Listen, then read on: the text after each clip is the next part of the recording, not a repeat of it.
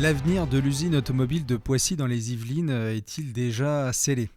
Le PSG pourrait-il être un accélérateur de la fin de la production automobile sur le site ? Et comment nous pourrions peut-être jouer un rôle d'influence sur l'avenir de cette manufacture ? Je vous propose de voir ça maintenant.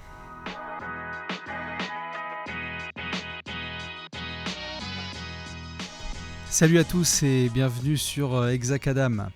Aujourd'hui, on va donc parler de l'usine de production automobile de Poissy, dont il serait tout de même bien qu'elle fête en 2037 son siècle d'existence. Alors, nous y sommes presque, mais il faut reconnaître qu'on a tout de même le vent de face. D'autant qu'au moment où je concevais donc cette vidéo, Stellantis annonçait 3 semaines de chômage partiel donc sur le site de Poissy. Alors, l'usine automobile de Poissy se situe donc, pour ceux qui connaissent pas, à l'ouest de l'Île-de-France. Elle a été construite par Ford en 1937 et puis surplombée en 1957 par un château d'eau de plus de 70 mètres de haut, qui est d'ailleurs toujours debout. C'est d'ailleurs presque un phare dans la vallée de la Seine. Et donc, l'usine de Poissy a produit une grande variété de modèles depuis donc, sa construction jusqu'à aujourd'hui, où sortent d'ailleurs toujours des lignes d'assemblage, les DS3 Crossback et puis Opel Mokka.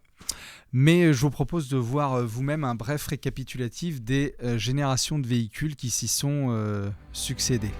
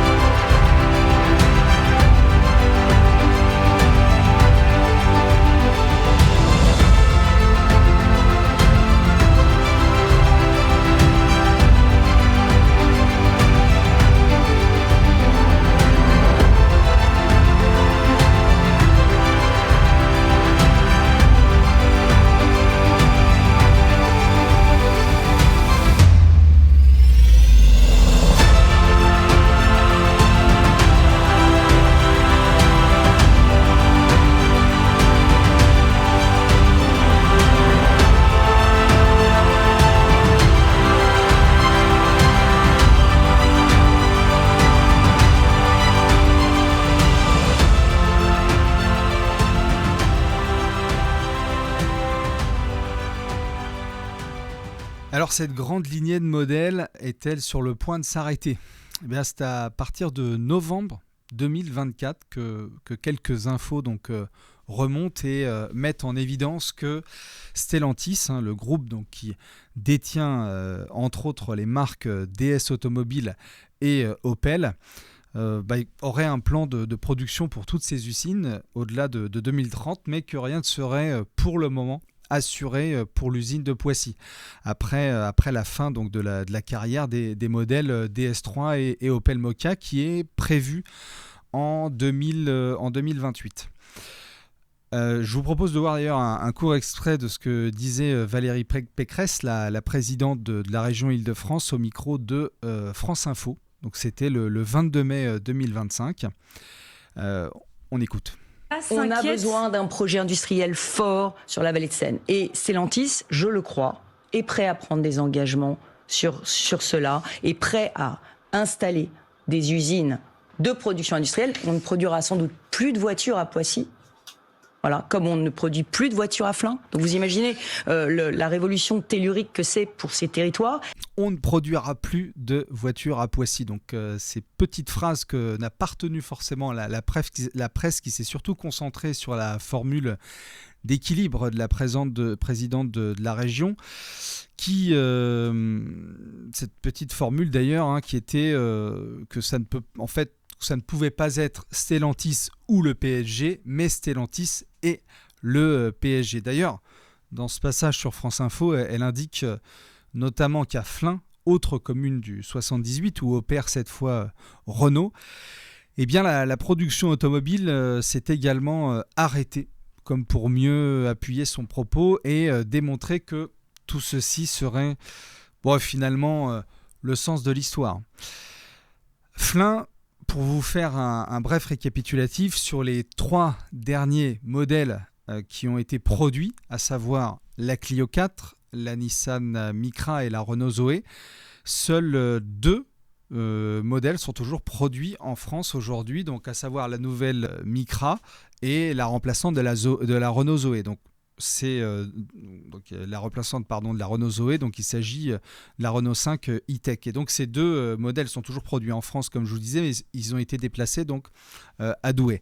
Pour ce qui concerne, c'est vrai, le plus gros volume, la Clio, depuis la 5e génération, elle est, alors il me semble, de mémoire, vous me corrigerez dans les commentaires, mais pour ceux qui étaient peut-être dans cette usine au moment de la production, il me semble que la Clio 4 a été au départ produit intégralement sur Flins, et puis ensuite ça a été scindé en 2, c'est-à-dire que les premiers niveaux de finition ont été donc délocalisés en Slovénie et en Turquie, et puis les plus hauts niveaux de finition étaient encore fabriqués sur Flins. Mais c'est vrai qu'à partir de la 5e génération, l'intégralité de la Clio a été produite donc à l'étranger, donc tout ça depuis 2020. Alors, c'est vrai qu'on attend donc de savoir, pour revenir au sujet, où la production des DS3 et Opel Mokka sera localisée donc après 2028. Est-ce que ce sont des modèles qui seront à nouveau produits en France mais dans d'autres usines, ou peut-être, on ne sait pas d'ailleurs, on va voir quel est le plan prévu par Stellantis pour la suite donc de l'usine de Poissy, mais je ne manquerai pas de vous en tenir informé sur cette chaîne pour peu, bien sûr, que vous y soyez abonné. Alors, comme je le disais en début de vidéo, écoutez, on a le vent de face, mais il y a peut-être un trou de souris offert par le leasing électrique 2025, qui est peut-être l'opportunité, écoutez, je ne sais pas, d'envoyer un message, peut-être une bouteille à la mer, je ne sais pas, mais en tous les cas, un message aux décideurs de Stellantis par votre choix de véhicule, en leur disant que vous aimeriez peut-être quelque part que cette usine continue à produire des autos. Et c'est vrai que si je vous en parle là maintenant, c'est que l'Opel Mokka électrique, en l'occurrence, qui est justement produit à Poissy, est à partir de 149 € par mois sans apport dans ce fameux leasing. Et bien sûr, il faut évidemment que votre profil rentre dans les cases, mais donc voilà. Est-ce que vous avez pensé à le mettre dans votre balance ? Eh bien, je vous le suggère, pourquoi pas. Et je vous ai mis le lien également en description de cette vidéo sur la présentation du leasing social électrique 2025. Donc soit elle s'affiche sur votre écran quelque part, ou sinon on pourrait la retrouver à la fin de cette vidéo-ci. Et voilà, c'est une vidéo que je vous ai faite précédemment et qui détaille les offres du leasing social et qui défie quand même, en l'occurrence, toute concurrence. Mais alors du coup, que vient faire le PSG dans cette histoire ? Alors il est en guerre visiblement avec Anne Hidalgo, la maire de Paris, pour ceux qui ne la connaîtraient pas encore, qui refuse donc d'ailleurs de vendre en fait le Parc des Princes. Le Paris Saint-Germain a fini par échafauder quelques plans alternatifs, dont celui de construire un stade de foot visant plutôt la ville de Massy dans le 91 ou la ville donc de Poissy dans le 78. Et il semble que ce soit en fait Poissy qui est la côte pour au moins 3 raisons. La première, c'est que le camp d'entraînement des joueurs donc, est déjà édifié dans la ville. La deuxième raison, c'est que la surface constructible dont dispose Stellantis sur l'usine de Poissy serait parfaite pour un stade de foot de grande envergure.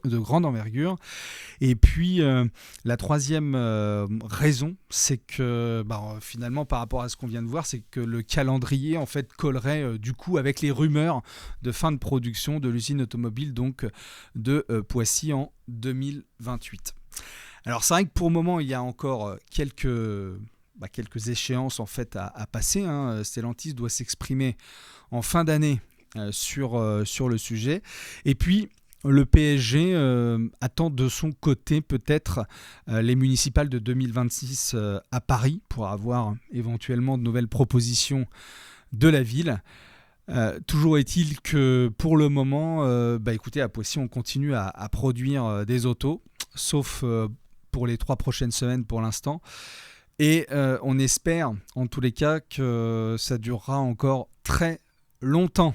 Voilà, donc en attendant de connaître l'issue de la deuxième mi-temps de cette actualité, je vous propose d'écrire en commentaire ce que vous pensez de tout ceci. Et puis moi, je vous dis à bientôt.